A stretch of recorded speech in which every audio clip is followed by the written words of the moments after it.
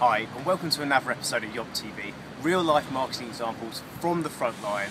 And today, for our first autumn production, which you can see obviously from all the leaves around the place, we're at the Content Marketing Show, which is another fantastic search optimization show, but focusing right on content. And content is the industry's gone full circle. So we did start with content is king. You need to make big websites with lots of stuff saying lots of things. The problem is Google found out that everybody was duplicating content and putting pages that couldn't be found by humans but only by Google search bot. So that then turned into a bit more of a link building frenzy. So that people were building lots and lots and lots of links to their website and doing a bit of content but not really writing content for human beings. And now we finally come back to a place that's a little bit more balanced. It's to do with good quality links and great shareable, likable, tweetable content on your website. And today that's what we're here to find out. It's done by the guys from Site Visibility and Brighton SEO again, Kelvin Newman and the team. So thank you very much for another great conference. We're looking forward to getting started.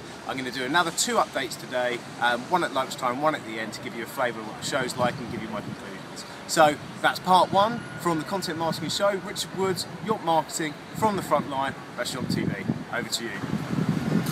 Hi, and this is part 2 of the Content Marketing Strategy video blog, another real life marketing example from the front line from YompTV.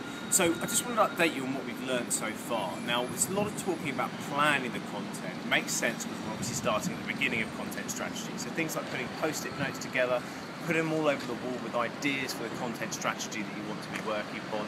Things that we're using, you know, ideas, concepts, what blog posts you're putting together, stick it all up on a big creative wall of post-it notes, and then build your website or your brand message from that. So you've got different ideas, different ways to engage. Then you talk about the narrative, which is the story behind the piece of content you want to do. So make sure that each thing that you write is got a start, middle and end, and then you try and engage the user afterwards. So that will work really well. So we're really keen to look at that. And other concepts that we've got in there, like the World Wide Web, the internet used to be a place that you go to have a look at stuff.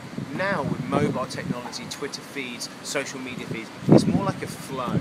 And the concept, it was a little bit like poo sticks. You know, the Winnie the Pooh, where you put it in the water and the sticks go down and the one that wins get there. It's about trying to make sure that your stick goes into the customer's flow and you're the person that wins. So you've got to make sure you get it in at the right time, look at how it can go viral, look at how that content's engaged, and really think about the end game when you're creating content. So, to summarise, start, middle and end, make sure your content has a narrative, and make sure you're thinking about how people are going to engage and share that content.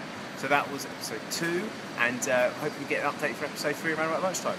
Another real life example from the front line, Richard Woods, YompTV.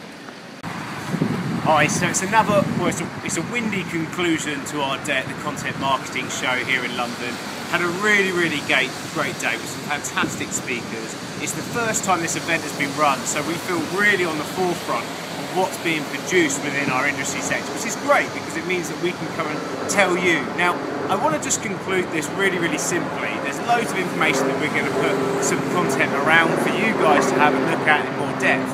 But to conclude, we're really looking at finding target audience when you produce content on the web. Start with the end result that you want to have and know how you can bring your audience through your content, engage with your content, share your content, and also to convert into the end goal. Be that a like on the Facebook page, be that a lead on your website, be that a sale on your e-commerce site. It's really important to understand that audience, understand that tribe, and help them influence using your influence. And a really nice thing to conclude on is that you only really know 150 people very well. Work with them first and then let them spread your message.